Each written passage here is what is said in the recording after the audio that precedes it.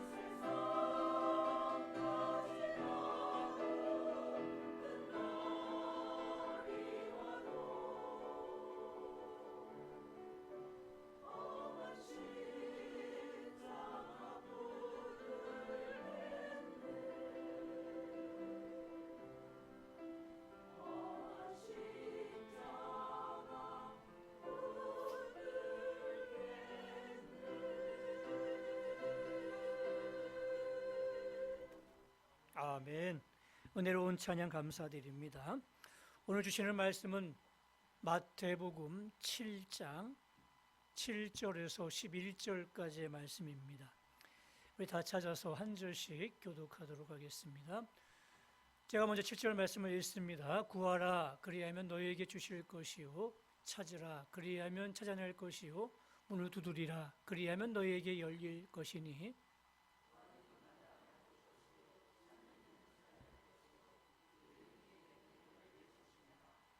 너희 중에 누가 아들이 떡을 달라 하는데 돌을 주며 같이 있습니다. 너희가 악한 자라도 좋은 것으로 자식에게 줄 줄 알거든 하물며 하늘에 계신 너희 아버지께서 구하는 자에게 좋은 것으로 주시지 않겠느냐. 아멘. 할렐루야. 한 주간 동안 평안하셨습니까? 날마다 주의 평강과 은혜가 함께 하시기를 주님의 이름으로 축원합니다. 오늘 특별히 오늘 성례식이 있는 귀한 날인데 오늘 예배 드리는 여러분들에게 하나님의 귀한 은혜와 하나님의 축복이 함께 하시기를 주님의 이름으로 축복합니다. 옆 사람과 인사 나누겠습니다. 옆 사람 얼굴 보면서 당신의 얼굴을 보니 주님의 얼굴을 본 것 같습니다.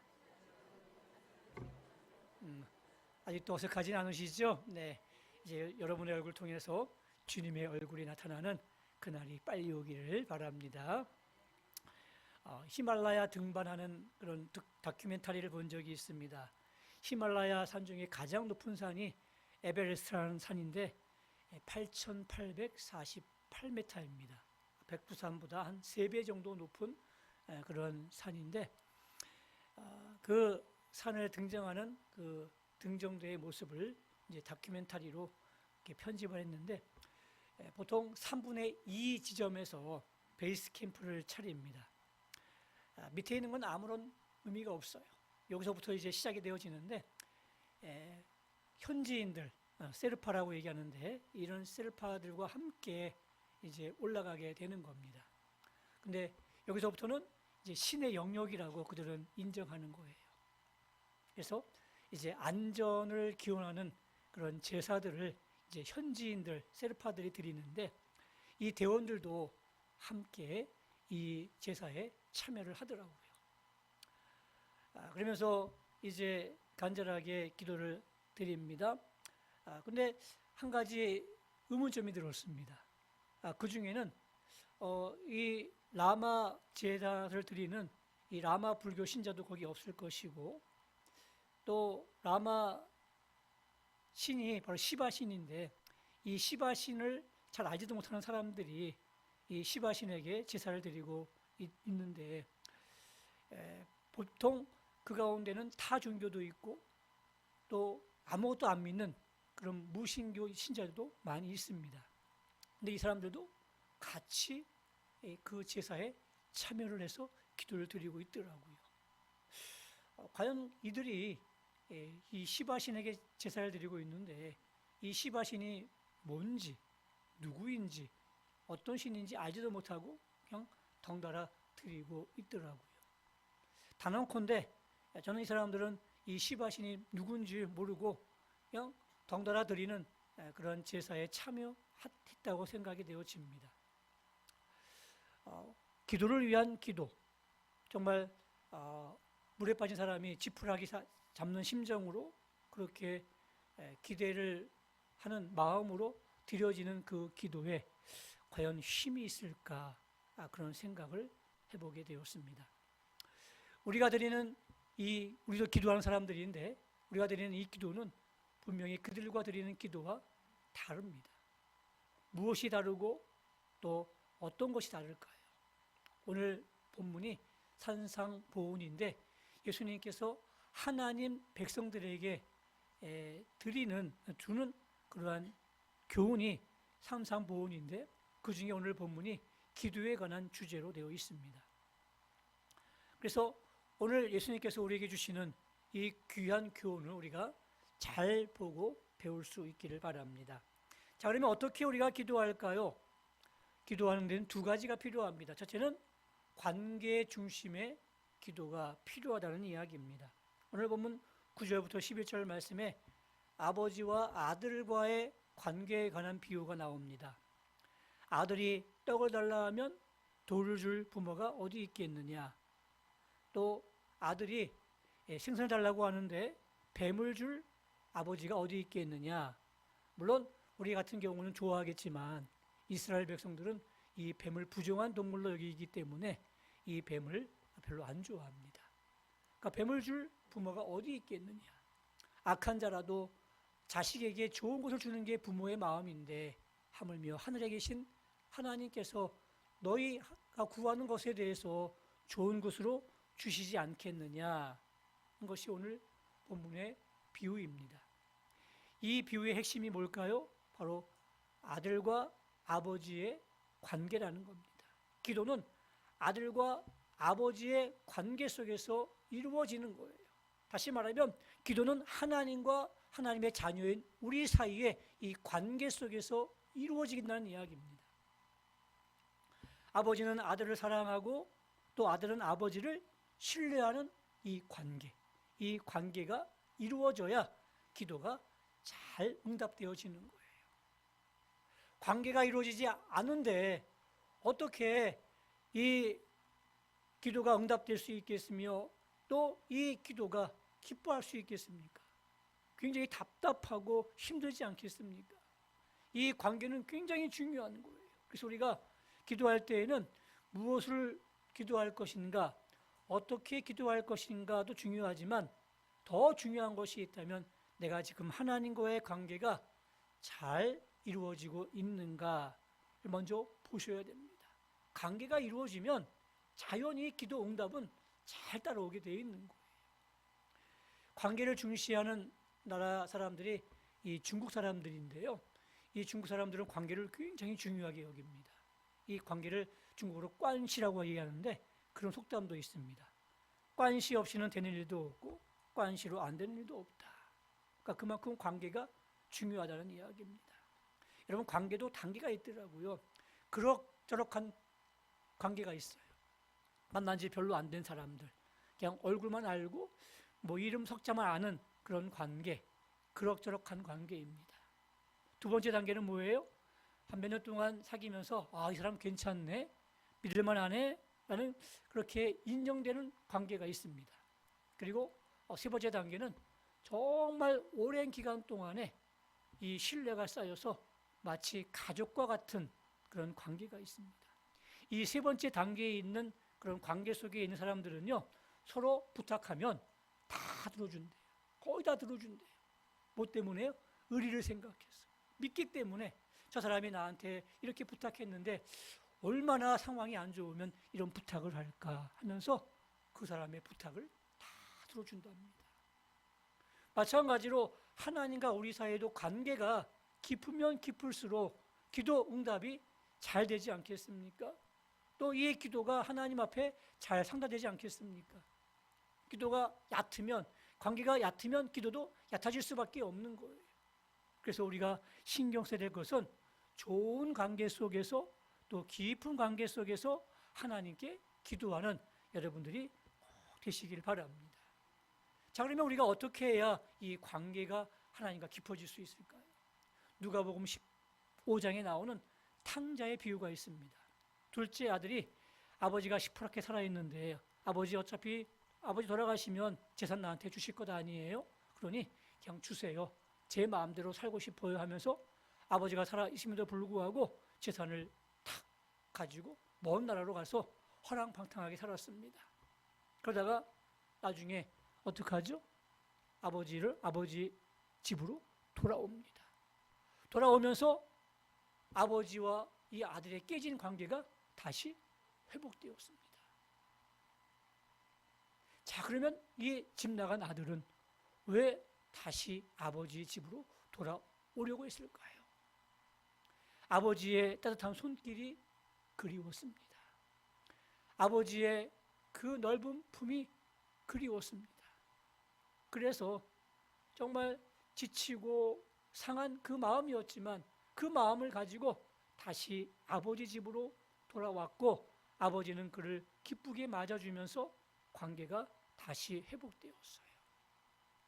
그 후에 이야기는 성경에 기록되어 있지 않기 때문에 잘 모르겠지만 저는 이 둘째 아들이 그 다음부터는 정말 그 아버지한테 효도했을 것 같아요.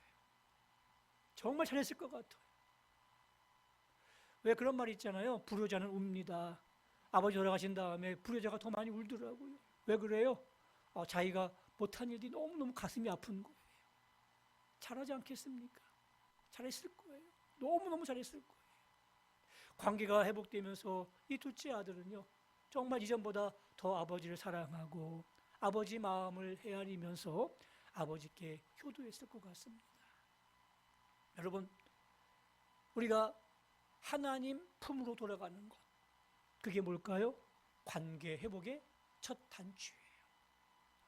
내가 지금까지 어떤 곳에 있든지 어떤 일을 했든지 어떤 상황에 있든지 그건 중요한 게 아니에요. 내 상한 마음과 지친 마음이 있을지라도 내 못난 모습이 있을지라도 아버지의 품으로 돌아간다는 것, 그것이 관계 회복의 첫 단계였고요. 그것이 바로 기도의 자리로 나가는 거예요. 하나님이 왜 우리를 기도의 자리로 인도하십니까? 왜 부르십니까? 관계를 회복하기 위해서, 그리고 준비하신 좋은 것 주시기 위해서. 이 관계가 회복되지 않으면 이것이 이루어질 수 없기 때문에 하나님이 우리를 이 자리로 부르시는 거예요. 저희는 고난주간이 이제 내일부터 시작이 되어집니다. 어떻게 이 주님의 고난에 동참할 수 있을까 생각하다가 저희는 이제 새벽 기도는 잘 못 나오시니까 저녁 기도회로 저희가 모이기로 마음을 먹었습니다. 저녁에 우리가 모이면서 기도의 자리로 나가는 겁니다. 찬양의 자리로 나가는 겁니다. 말씀을 들으면서 다시 한번 하나님의 음성을 듣는 시간을 가지려고 합니다. 사랑하는 성도 여러분, 이 시간이 여러분들에게 관계 회복되는 좋은 기회가 될 수 있기를 주님의 이름으로 축원합니다. 두 번째, 어떤 기도의 가르침을 주셨냐? 약속을 믿는 기도를 하라는 이야기입니다. 오늘 보면 7절, 8절 말씀을 같이 한번 읽습니다. 시작. 구하라 그리하면 너희에게 주실 것이요 찾으라 그리하면 찾아낼 것이요 문을 두드리라 그리하면 너희에게 열릴 것이니 구하는 이마다 받을 것이요 찾는 이는 찾아낼 것이요 두드리는 이에게는 열릴 것이니라. 아멘. 누가 하신 말씀이에요? 예수님이 하신 말씀이에요. 예수님이 누구예요? 하나님의 아들이십니다. 하나님께서 하나님의 아들인 예수님을 통해서 우리에게 기도에 대한 약속을 주시는 거예요. 정말 좋은 정보예요. 좋은 귀한 정보예요. 여러분, 이 땅에 많은 이야기가 있는데 이 좋은 정보와 귀한 정보를 가지고 있으면요 굉장히 유익합니다. 그렇죠? 우리가 뭐 주식 투자할 때도 또 어떤 일을 할 때에도 뭐 집을 살 때에도 이 귀한 정보가 있으면요 훨씬 더 유리하지 않습니까? 우리가 기도하는 사람들인데 기도하는 자에게 주시는 귀한 정보가 오늘 본문의 말씀이라는 이야기예요. 또 이외에도 하나님께서 대표적으로 기도에 대한 약속을 주셨는데 여러 가지가 있지만 두 가지만 보겠습니다. 예레미야 29장 12절 13절 말씀에 너희가 내게 부르짖으며 내게 와서 기도하면 내가 너희들의 기도를 들을 것이요 너희가 온 마음으로 나를 구하면 나를 찾을 것이요 나를 만나리라. 만나주시겠다요. 우리가 정말 마음을 다해서 구하면 하나님이 만나주시겠대요. 하나님의 약속이에요. 우리의 간절한 마음을 가지고 나가면 만나주시겠대요. 또 한 가지 시편 91편 15절 말씀을 보십시오. 그가 내게 간구하리니 내가 그에게 응답하리라. 그들이 환난 당할 때에 내가 그와 함께하여 그를 건지고 영화롭게 하리라. 아멘. 내게 고통이 있고 환난을 당하고 내가 힘들 때 하나님께 간구하고 기도하면 하나님이 응답해 주신답니다. 그리고 함께해서 그를 그 환난에서 건져 주시겠대요. 하나님의 약속입니다. 여러분, 어떤 신이 이런 기도에 대한 약속을 준 일이 있습니까? 아무도 없어요. 소두해드린 그 시바신이 약속했습니까? 아니에요. 이런 약속도 없어요. 우리는 그런데 약속을 갖고 있어요. 또 어떤 기도하는 사람이 이런 약속을 받고 기도의 자리에 나가는 사람이 있습니까? 우리밖에 없어요. 기독교밖에 없어요. 우리만 기도하는 건 아닙니다.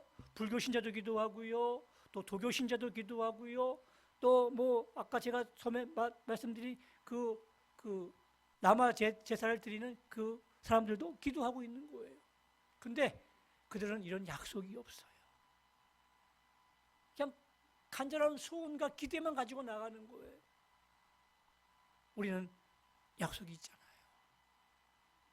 살아계신 하나님께서, 전능하신 하나님께서 분명히 내가 기도하면 나를 만날 것이고 간절히 찾으면 내가 만나줄 것이고 환난 안에 기도하면 내가 그 환난에서 너를 건져주겠다고 분명히 말씀하신 줄로 믿습니다.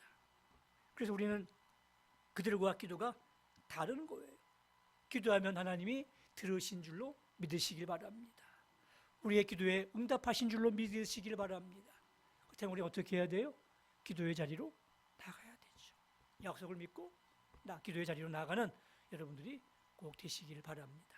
그러면 주께서 주신 구체적인 약속이 있는데, 첫째, 구하라 그러면 주신다라고 말씀하십니다. 구하라입니다. 이 구한다는 단어가 헬라어로 아이테오라는 단어인데 진심으로 요청한다 그런 뜻이에요. 뭐 줄면 주고 말면 말고 그런 마음이 아니에요. 진심을 다해서 하나님께 요청하는 거예요. 그러면 하나님 그 마음을 보시고 우리에게 주시는 거예요. 진심을 다해서 주 앞에 나갈 수 있기를 바랍니다. 둘째는 찾으면 찾아낼 것이요 라는 약속을 주셨는데, 이 찾는다는 단어는 제테오라는 그런 헬라어 단어입니다. 이 단어의 뜻은 뭐냐면 정말 탐구적인 노력과 또 적극적인 모습을 의미하는 겁니다. 어떤 엄마가 조그만 아이를 데리고 시장을 갔습니다. 시장에서 이 물건 저 물건 사면서 이제 흥정을 했어요. 조금 더 싸게 달라고, 또 이렇게 흥정하는 거 있지 않습니까?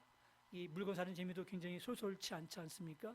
그래서 이렇게 솔솔 이렇게 하다가 물건을 많이 샀는데 그만 아들을 잊어버리고 말았어요. 옆에 있어야 될 아들이 없는 거예요. 어떻게 했을까요? 순간 머리가 하얘지는 겁니다. 그리고 그렇게 중요하게 여겼던 그 시장 본 것들 그냥 내려놓고 막 찾아다니는 거예요. 아이의 이름을 부르면서 막 그 시장 모든 구석구석을 다 찾아다녀서 그 아이를 찾아내는 거예요. 이게 바로 제테오라는 이야기예요. 주시면 주시고 말면 말고, 찾으면 찾고 말면 말고가 아니라 그 잃어버린 그 아들을 찾기 위해서 애타는 그 부모의 심정으로 아들을 막 이름을 불러가면서 시장 온 구석을 다 누비는 그러한 마음으로 주 앞에 나와서 기도하면, 그렇게 찾으면 찾는다는 이야기예요. 하나님이 주시겠다고 약속하셨습니다. 세 번째, 문을 두드리면 열릴 것이라는 약속입니다. 이 문을 두드린다는 이 동사는 크루라는 헬라어인데 이 뜻이 뭐냐면 문 앞에서 열어달라고 막 두드리는 거예요. 여러분 어느 집을 찾아갔어요? 제일 먼저 어떻게 하죠? 초인종을 누르죠. 그리고 아무 반응이 없으면 어떻게 해요? 문을 두드립니다. 그리고 어떻게 해야 돼요? 기다려야 되는 거예요. 주인이 나올 때까지 기다립니다. 아무 반응이 없으면 어떻게 해요? 다시 두드리는 거예요. 물론 사람은 외출해서 집에 없을 수 있지만 하나님은 외출하지 않으십니다. 외출 중이 없어요. 늘 계시는 분이셔요. 그렇기 때문에 우리가 한 번 두드리고 기다리는 거예요. 아무 반응이 없으면 어떻게 해요? 집에 돌아가면 안 되는 거예요. 또다시 두드리는 거예요. 기다릴 줄 알아야 되는 거예요. 그러면 열릴 것이다. 하나님의 때가 되면 하나님이 열어주신다는 이야기예요. 한 가지 재미있는 이야기를 하고 설교를 마칠까 합니다. 영국의 저명한 소설가 웰스가 쓴 아주 유명한 소설이 있습니다. 성직자의 죽음이라는 단편 소설인데 이야기는 간단합니다. 어느 마을에 이 성직자 한 분이 있었는데 이분이 1년 365일 비가 오나 눈이 오나 매일 저녁에 기도하러 교회에 와서 기도하고 돌아가는 거예요. 근데 이 모습이 수년 동안 계속 이어지는 거예요. 얼마나 참 보기 아름다운 모습이었으면 사람들이 야 정말 기도 열심히 한 사람이구나, 정말 성직자, 정말 멋있는 분이구나 하면서 다들 존경을 표하는 사람이었습니다. 근데 이분이 어느 날 기도하러 왔다가 그만 죽고 말았습니다. 이유인즉 심장마비였어요. 왜 심장마비인 줄 아십니까?